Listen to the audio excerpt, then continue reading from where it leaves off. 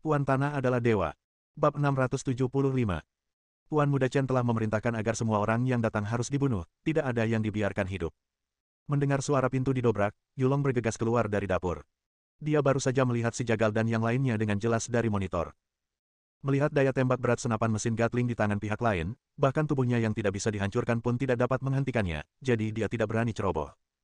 Namun, Yulong tidak menganggap serius pihak lain. Ia mengira mereka hanya sekelompok orang yang mengandalkan kekuatan senjata mereka. Tanpa senjata, mereka tidak ada apa-apanya di hadapannya. Bang! Si Feng memukul Yuma hingga pingsan dengan telapak tangannya, lalu dengan gesit melompat ke dinding dan mematikan semua lampu di ruang tamu. Dalam sekejap, seluruh ruang tamu menjadi gelap. Pada saat yang sama, dua pria parubaya yang dibawa oleh Chen Tianzong juga bergerak, siap bertarung. Tukang daging datang dengan persiapan dan perlengkapan yang lengkap kali ini. Semua orang mengenakan kacamata penglihatan malam inframerah. Bahkan jika ruang tamu menjadi gelap, mereka masih bisa melihat dengan kacamata penglihatan malam inframerah, tetapi mereka hanya bisa melihat garis-garis kasar dan tidak bisa membedakan siapa yang mana. Bunuh semua pria, biarkan semua wanita hidup, dan tembak. Si tukang daging memberi perintah karena dia tidak bisa membedakan mana yang Gu Qingyi dengan menggunakan kacamata penglihatan malam inframerah. Untuk menghindari cedera yang tidak disengaja, dia memberi perintah. Dadada, dadada. Suara tembakan senapan mesin terdengar seperti petasan di sebuah festival. 6 atau 7 senapan Gatling ditembakkan secara bersamaan. Peluru meraung seperti naga api, dan peluru logam jatuh ke tanah seperti hujan lebat, membuat suara gemerincing yang lebih hidup daripada menggoreng kacang. Pemandangan itu spektakuler dan tragis dengan asap di mana-mana, peluru padat menghancurkan semua yang ada di jalurnya, bahkan kendaraan lapis baja tidak dapat menghentikan mereka. Dinding villa itu rapuh seperti kertas dan langsung berlubang. Semen dan pecahan bata berceceran di mana-mana, dan perabotan di ruang tamu hancur. Keadaan menjadi lebih berantakan daripada setelah badai dahsyat. Kalau saja orang-orang yang ada di ruang tamu tidak menghindar, niscaya mereka akan langsung dihajar hingga menjadi sarang tawon. Keempat orang yang dibawa Chen Tianzong semuanya adalah tuan, terutama dua pria setengah tua, yang secara khusus disewa untuk berurusan dengan Qin Ming. Akan tetapi, sekuat apapun mereka, mereka tidak dapat melepaskan diri dari tubuh daging dan darah mereka. Menyerang secara langsung sama saja dengan mencari kematian. Kedua lelaki setengah baya itu serentak menggunakan ilmu ringan mereka memanjat tangga awan, dan terbang ke lantai 2 seakan-akan mereka sedang menapaki tangga tak kasat mata, berniat untuk melompat ke halaman lewat jendela lantai 2. Selama mereka bisa mendekat, mereka yakin bahwa setan asing di luar sana bukanlah tandingan mereka. Jika mereka tidak memiliki senjata api berat di tangan mereka, mereka pasti sudah berubah menjadi mayat sejak lama. Yulong juga menggunakan kemampuannya untuk mengejar. Ketika dia baru saja melompat ke lantai 2, dia mendengar teriakan melengking. Ketika menoleh ke belakang, dia melihat Si Feng jatuh dari udara dengan banyak luka tembak di tubuhnya. Si Feng. Yulong meraung marah dan memegang pagar pembatas dengan satu tangan, ingin melompat turun untuk menyelamatkan Si Feng, tetapi akal sehatnya mengatakan kepadanya untuk tidak melakukan itu. Begitu dia melompat turun, dia akan terkena hujan peluru. Dia tidak hanya tidak akan bisa menyelamatkan orang lain, tetapi dia juga akan kehilangan nyawanya sendiri. Tepat ketika Yulong ragu-ragu selama 2 atau 3 detik, peluru yang tak terhitung jumlahnya mengenai Si Feng, dan dia tertembak kesaringan, dengan darah mengotori seluruh tubuhnya. Si Feng menatap Yulong, membuka mulutnya seolah ingin mengatakan sesuatu, tetapi yang keluar dari mulutnya hanyalah darah. Tubuhnya berkedut beberapa kali dan dia meninggal di tempat. Matanya terbuka lebar dan menatap lurus ke atas, dan dia meninggal dengan mata terbuka. Si Feng datang kali ini untuk menyaksikan pertunjukan Qin Ming yang disiksa dan dibunuh, tetapi dia tidak pernah menyangka akan mengalami bencana yang tidak terduga dan kehilangan nyawanya. Pergilah dengan tenang. Aku akan membunuh pembunuh itu tanpa meninggalkan jejak sedikit pun dan membalaskan dendamu. Melihat Si Feng mati di depan matanya, Yulong meremas pagar besi yang dipegangnya dan meratakannya. Dadanya dipenuhi dengan kebencian yang besar, matanya menunjukkan niat membunuh yang dingin, dan dia bergegas menuju jendela dengan niat membunuh. Melihat peluru berdesing dan daya tembaknya luar biasa dahsyat, Chen Tianzong buru-buru mencari tempat bersembunyi dan untuk sesaat dia tidak punya waktu untuk memedulikan Gu Qingyi. Setelah berbaring di tanah beberapa saat, Huo Nanling kembali mendapatkan tenaga. Mendengar suara tembakan yang tiba-tiba, dia berusaha untuk bangun. Kakak Gu, apa kabar? Aku baik-baik saja, ayo cepat bersembunyi. Gu Qingyi tidak peduli dengan tubuhnya yang telanjang, dia menggendong Huo Nanling, membuka 2 pintu lemari, dan masuk. Untungnya, dapur Gu Qingyi cukup besar, setara dengan kamar tidur keluarga biasa, dan lemari cukup luas untuk menampung 2 wanita ramping. Setelah bersembunyi, Huo Nanling mengeluarkan ponselnya, menelepon Qin Ming, dan berkata dengan tergesa-gesa, Kakak Qin, Kakak Gu dan aku ada di dapur, dan Bibi Yu masih di ruang tamu.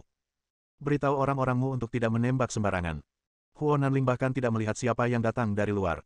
Kebetulan, dia memiliki ide yang sama dengan Chen Tianzong dan secara keliru mengira bahwa Qin Ming telah membawa orang untuk menyelamatkannya. Dia tidak punya waktu untuk memikirkan bagaimana Qin Ming tahu bahwa Gu Qingyi dalam masalah dan bagaimana dia datang tepat waktu.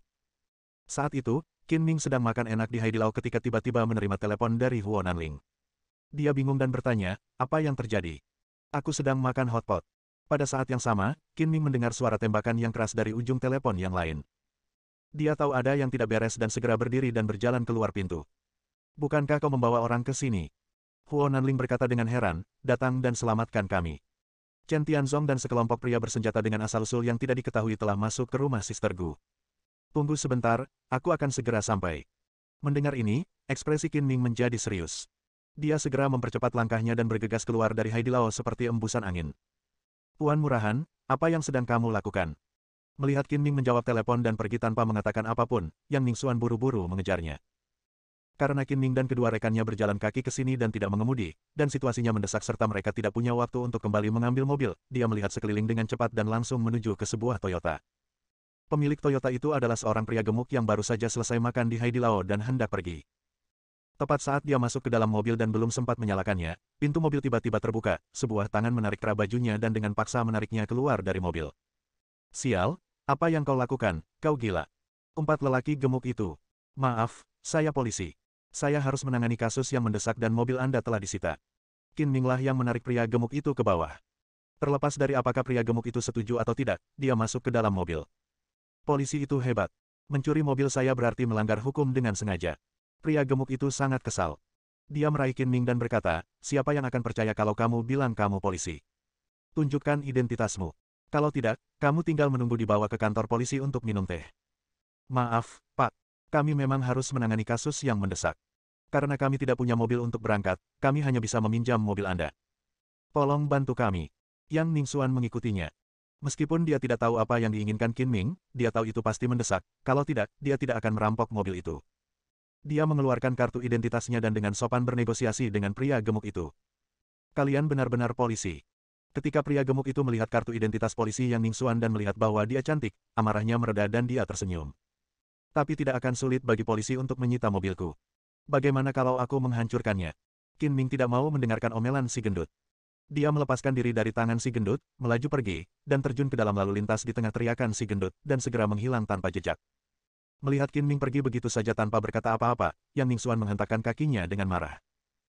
Ia harus menghibur pria gemuk itu dengan sungguh-sungguh, maafkan saya, memang ada kasus darurat besar yang perlu ditangani dengan segera, jadi rekan saya sangat cemas. Anda tidak dapat mencuri mobil saya meskipun Anda sedang terburu-buru. Saya akan menuntutnya atas penyalahgunaan wewenang dan perampokan ilegal. Pria gemuk itu berkata dengan marah. Tuan, jangan marah, jangan cemas, saya belum menanyakan nama Anda. Nama keluarga Wang. Adapun bagaimana Yang Ningxuan menghibur pria gemuk itu bukan urusan Qin Ming. Dia berharap bisa menumbuhkan sayap dan segera muncul di depan Gu Qingyi. Mobil melaju begitu cepat sehingga pemandangan di kedua sisi dengan cepat surut. Sejak ia menemukan kemampuan kedua dari mata sinar X-nya, selama Qin Ming memusatkan penglihatannya, objek yang bergerak cepat akan melambat di matanya, sehingga lebih mudah baginya untuk mengemudi dengan cepat. Ia berkelok-kelok di antara lalu lintas dengan kecepatan kilat, Toyota berwarna putih keperakan itu tampak seperti hantu. Seperti kata pepatah, menyelamatkan nyawa itu seperti memadamkan api, apalagi saat Gu Qingyi dalam kesulitan. Qin Ming sama sekali tidak peduli dengan peraturan lalu lintas. Dia selalu melaju kencang setiap kali berbelok, tanpa mempedulikan lampu lalu lintas. Untungnya, salju turun di malam hari dan kendaraan di jalan lebih sedikit dari biasanya, jadi tidak ada kemacetan lalu lintas dan perjalanan Qin Ming lancar. Satu-satunya masalah yang ia hadapi adalah dikejar oleh polisi lalu lintas karena menerobos lampu merah. Namun, agak tidak realistis untuk berpikir bahwa polisi lalu lintas dapat mengejarnya dengan kecepatan yang ia kendarai, jadi tidak ada gunanya mengejar dan mencegatnya. Qin Ming hanya butuh waktu lebih dari 10 menit untuk sampai di rumah Gu Qingyi. Mobil melaju langsung ke halaman, mengerem mendadak, dan berhenti di depan villa dengan kepulan debu. Saya melihat 6 atau 7 mayat tergeletak di depan pintu. Penyebab kematian mereka pada dasarnya sama, dengan kepala mereka hancur dan benda-benda merah dan putih berceceran di tanah. Sungguh menjijikkan untuk dilihat. Si tukang daging adalah satu-satunya yang masih hidup dalam tim pemburu yang dibawanya, dan tubuhnya penuh luka. Tidak diketahui apakah peluru di senapan mesin ringan Gatling miliknya telah habis, tetapi dia tidak dapat lagi menembak karena seluruh badan senapan telah berubah bentuk. Yulong tergeletak di tanah, terluka parah, dengan darah di sudut mulutnya, dan dia terus mengerang kesakitan. Di antara dua pria parubaya yang dibawa oleh Chen Tianzong, pria tua berpakaian hitam juga terluka. Lengan kanannya terpelintir menjadi simpul. Lukanya cukup serius dan wajahnya tampak sangat jelek, seolah-olah dia telah menelan tikus mati. Orang tua berpakaian putih itu tidak terluka parah. Meskipun dia berlumuran darah, yang membuat pakaian putihnya menjadi merah, sebagian besar darah itu berasal dari pembunuhan para iblis asing itu. Kedua belah pihak membayar harga yang mahal dalam pertempuran tersebut, dan keduanya menderita kerugian besar, terutama tim pemburu yang dipimpin oleh tukang daging, yang hampir musnah. Hasil ini juga tidak terduga oleh orang-orang Chen Tianzong. Kedua lelaki tua yang dibawa oleh Chen Tianzong adalah guru-guru top dan dikenal sebagai iblis kembar keluarga Chen. Lelaki tua berpakaian putih dijuluki Tianxia dan lelaki tua berpakaian hitam dijuluki Disa. Menurut mereka, selama mereka bisa mendekati mereka, membunuh iblis asing ini akan menjadi hal yang mudah. Namun, setelah bertarung, mereka menemukan bahwa itu tidak terjadi. Semua anggota tim pemburu yang dipimpin oleh Bachar telah menjalani modifikasi genetik oleh organisasi Nirvana.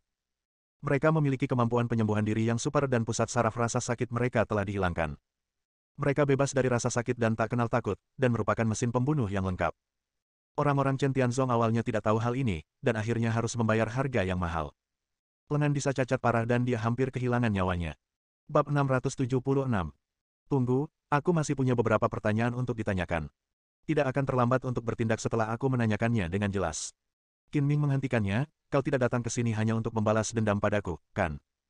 Aku tidak hanya akan membunuhmu untuk membalas dendamku, aku juga akan mengambil kembali keluargaku, kata Chen Tianzong dengan dingin. Mendengar ini, Qin Ming mencibir dan berkata, aku tahu kamu bicara omong kosong. Terakhir kali, kita sepakat bahwa selama orang-orangmu dikalahkan olehku, keluargaku akan dipisahkan dari keluarga Chen dan tidak akan ada hubungannya dengan mereka lagi. Aku tidak melihatmu selama beberapa hari dan kamu telah berbalik melawanku. Kamu memang orang tercela yang mengingkari kata-katamu. Chen Tianzong sombong dan angkuh, dan merasa malu dengan kata-kata Qin Ming. Dia berkata dengan malu dan marah, aku berjanji padamu, tetapi aku bukan kepala keluarga Chen. Kali ini aku datang ke sini atas perintah kepala keluarga untuk mengambil kembali keluargaku. Kau tidak bisa membuat keputusan, tetapi kau tetap setuju. Apakah kau pikir orang lain itu bodoh dan mudah dibodohi seperti dirimu? Ejek Qin Ming. Dasar bodoh. Gak ada gunanya ngomong sama sampah kayak kamu. Sekalipun kamu meruntuhkan langit, kamu pasti bakal mati. Senior Tianxia, tolong bertindak. Kata Chen Tianzong dengan tidak sabar. Dia nggak sabar untuk memotong-motong Qin Ming dengan tangannya sendiri. Mati kau, bocah nakal. Teriak Tianxia sambil menyilangkan kakinya dan melesat maju secepat kilatan cahaya putih, mengayunkan telapak tangannya dan menamparkan kepalanya. Telapak tangannya mengandung energi sejati yang kaya dan momentumnya seperti pelangi. Sebelum telapak tangannya tiba, angin kencang datang lebih dulu. Energi dingin dan jahat bercampur dengan angin dingin bertiup di wajahnya, sedingin angin rambut putih. Saat itu, langit masih tertutup salju, dan salju semakin tebal. Kepingan salju menari-nari ditiup angin dingin, dan cahaya putih berkelebat, seperti jarum baja. Melihat lawannya menyerangnya dengan agresif, Qin Ming tidak melawan, tetapi menghindar dengan cepat seperti hantu. Meskipun dia belum pernah bertarung dengan Tianxia, dia yakin bahwa keterampilan lawannya bahkan lebih baik darinya, jika tidak, dia tidak akan diundang oleh Chen Tianzong untuk membantunya membalas dendam. Meskipun Tianxia sudah tua, gerakannya masih cepat. Dia mengubah wujudnya dan mengejar Qin Ming. Terlebih lagi, lelaki tua itu masih yang paling berpengalaman. Telapak tangan yang baru saja digunakannya setengah nyata dan setengah virtual, menyisakan rencana cadangan untuk mengubah gerakan. Dia belum pernah bertarung dengan Qin Ming sebelumnya, jadi gerakan ini sebagian besar merupakan ujian. Salah satu dari mereka mengambil inisiatif untuk menyerang dengan angin telapak tangan yang kuat, sementara yang lain menghindar dan menunggu kesempatan untuk menyerang. Mereka bertarung satu sama lain dan hasilnya tidak dapat diprediksi. Namun, Chen Tianzong yakin bahwa Qin Ming pasti akan kalah. Dia telah bertarung dengan Qin Ming 2 kali sebelumnya dan memiliki sedikit pemahaman tentang keterampilan Qin Ming.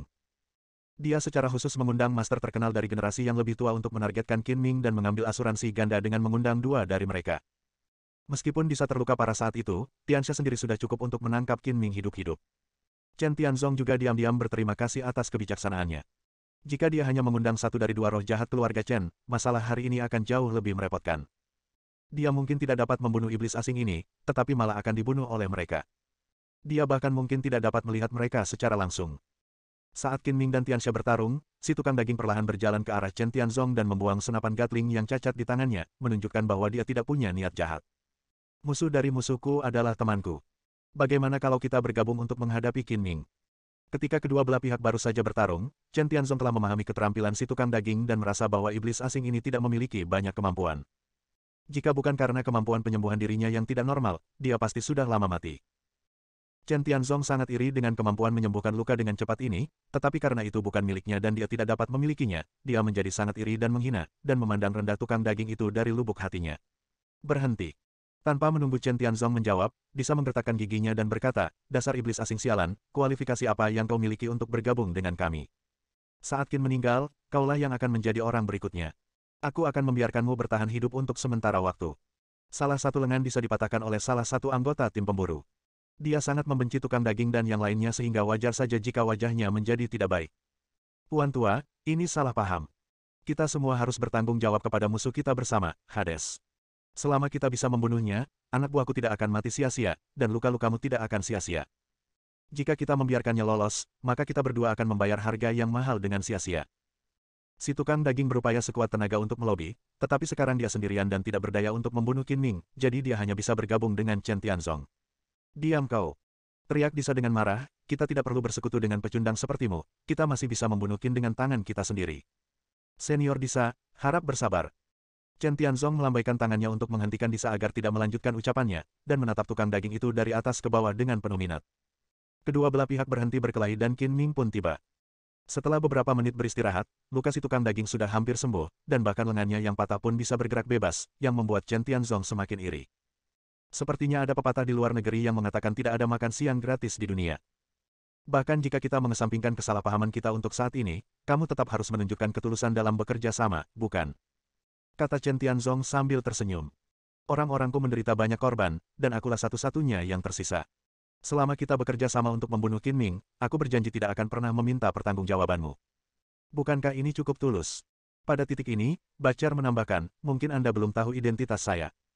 Izinkan saya memperkenalkan diri. Saya Kapten Tim Pemburu Organisasi Nirvana, dengan nama Sandi Bacar. Si tukang daging menekankan 4 kata, Organisasi Nirwana, dengan harapan agar nama organisasi Nirwana tersebut dapat memberikan efek jera tertentu. Tanpa ia sadari, Chen Tianzong menjalani kehidupan yang menyendiri, jarang bepergian ke dunia sekuler, dan tidak pernah mendengar tentang organisasi Nirvana. Apa yang dikatakan tukang daging kepadanya seperti berbicara dengan seekor sapi. Sial, kamu jauh di belakangku dalam hal latar belakang. Chen Tianzong sangat meremehkan dalam hatinya, tetapi dia memiliki niat lain dan tidak menunjukkannya di permukaan. Aku tidak peduli siapa dirimu. Jika kamu ingin bekerja sama denganku, kamu harus menunjukkan ketulusan yang cukup, jika tidak, tidak perlu bicara. Kalau begitu katakan padaku, apa yang kau inginkan dari ketulusanku? Si tukang daging mengganti pokok pertanyaannya karena kata-katanya tidak berpengaruh. Sangat mudah. Ceritakan padaku rahasia penyembuhan diri yang cepat pada tubuhmu, dan aku akan bekerja sama denganmu. Saat aku membunuh Qin Ming dengan tanganku sendiri, kau boleh melakukan apapun yang kau mau pada tubuhnya. Mendengar syarat yang diajukan Chen Tianzong, mata Disa berbinar. Jika dia bisa mendapatkan cara untuk menyembuhkan lukanya dengan cepat, luka yang dideritanya tidak akan layak disebutkan sama sekali, dan dia bahkan rela melepaskan orang asing ini. Saya dapat memberitahu Anda bahwa semua anggota tim pemburu kami telah mengalami modifikasi genetik. Kecuali jika kepala mereka diledakkan, mereka dapat menyembuhkan diri sendiri meskipun lukanya serius. Si tukang daging berkata tanpa menyembunyikan apapun, dan bahkan mengambil inisiatif untuk mengungkapkan kelemahannya sendiri. Bagaimanapun, pihak lain sudah mengetahuinya. Modifikasi gen. Chen Tianzong sedikit terkejut. Ia mengira pihak lain telah memakan beberapa harta langka atau obat ajaib. Lalu ia bertanya, bagaimana itu dimodifikasi? Apakah saya juga bisa dimodifikasi? Laboratorium berteknologi tinggi milik organisasi Nirvana kamilah yang melakukan modifikasi genetik. Prosesnya sangat rumit dan memiliki tingkat kegagalan tertentu. Pada prinsipnya, laboratorium tersebut tidak terbuka untuk umum. Namun, jika Anda dapat membunuh Hades dan membiarkan saya membawa kepalanya kembali, saya dapat mengajukan permohonan kepada petinggi Nirvana untuk memberi Anda kesempatan memodifikasi tubuh Anda. Setelah mendengar kata-kata dari si tukang daging, Chen Tianzong merasa kehilangan arah. Si tukang daging tidak punya pendapat mengenai apakah modifikasi genetik dapat dilakukan. Bahkan jika si tukang daging setuju, itu hanya omong kosong. Tuan, waktunya hampir habis. Apakah Anda setuju untuk bergabung dengan saya? Desak si tukang daging. Chen Tianzong memikirkannya dan mengangguk, baiklah, mari kita bergabung. Memiliki kemampuan menyembuhkan dengan cepat merupakan godaan besar bagi semua orang. Terlepas dari apakah tukang daging dapat mengambil keputusan atau tidak, ini merupakan kesempatan bagi Chen Tianzong dan patut dicoba. Bagaimanapun, Qin Ming pasti mati malam ini, dan dia dapat menggunakan kematiannya untuk mendapatkan keuntungan besar, jadi mengapa tidak melakukannya? Saudara Qin. Tepat saat tukang daging dan Chen Tianzong mencapai kesepakatan, suara seorang wanita terdengar, dan Gu Qingyi dan Huo Nanling berjalan keluar dari belakang villa, saling mendukung. Ketika tim pemburu yang dipimpin oleh tukang daging itu bertarung dengan anak buah Chen Tianzong, bahkan Chen Tianzong pun berlari keluar untuk memeriksa situasi. Tidak ada yang peduli dengan Gu Qingyi, memberinya ruang yang cukup untuk bergerak. Setelah menelepon Qin Ming, Huo Nanling berusaha keras untuk pulih dari luka-lukanya hingga ia mendengar deru mesin mobil. Ia menunggu sejenak sebelum diam-diam berlari ke ruang tamu untuk memeriksa situasi di luar. Melihat Qin Ming datang untuk menyelamatkan, Huo Nanling menemukan jaket bulu, kembali ke dapur, dan meminta Gu Qingyi untuk memakainya untuk menutupi tubuhnya. Salah satu dari mereka terluka dan yang lainnya tidak memiliki kemampuan bertarung. Mereka tidak berani keluar melalui pintu depan, jadi mereka melompat dari jendela dapur ke taman belakang, membuat lingkaran, dan bertemu dengan Qin Ming. Tangkap wanita itu, dia adalah istri Hades. Melihat Gu Qingyi, si tukang daging menerkamnya seperti harimau yang melihat mangsanya. Dia datang ke sini hanya untuk menangkap Gu Qingyi untuk mengancam Qin Ming. Sekarang setelah dia akhirnya melihat pelaku sebenarnya, tidak ada waktu untuk menunggu. Keluarlah dari sini jika kau tidak ingin mati. Huo Nanling berteriak dengan marah, dan memaksakan diri untuk berdiri di depan Gu Qingyi. Sebelumnya, dia pernah dipukul oleh Disa. Karena perbedaan kekuatan yang sangat besar antara kedua belah pihak, dia menderita luka dalam. Dia tidak memiliki kemampuan penyembuhan diri seperti tim pemburu. Dia tidak bisa berharap untuk pulih dalam waktu 3 hingga 5 hari, dan hanya bisa bertahan. Pada saat ini, Qin Ming yang sedang bertarung dengan Tianxia, mendengus dingin, dan dalam sekejap dia mengayunkan pedang peminum darah, langsung menuju kuil si tukang daging. Si tukang daging melihat sekilas cahaya merah yang datang dari sudut matanya dan dengan cepat menarik kepalanya. Pedang haus darah melesat melewati kepalanya dan hampir menyentuhnya serta memotong sehelai rambut. Dia tidak punya waktu untuk bersukacita dan terus maju dengan seluruh kekuatannya. Tinjunya yang sebesar karung pasir menghantam Huo Nanling dengan keras seperti bola meriam. Dengan beban di belakangnya, Huo Nanling tidak bisa menghindar, kalau tidak Gu Qingyi akan berada dalam bahaya. Dia mengambil risiko terluka parah, menggertakkan giginya dan mengangkat lengannya, siap menerima pukulan si tukang daging, membeli beberapa detik bagi Qin Ming untuk melarikan diri dan menyelamatkannya.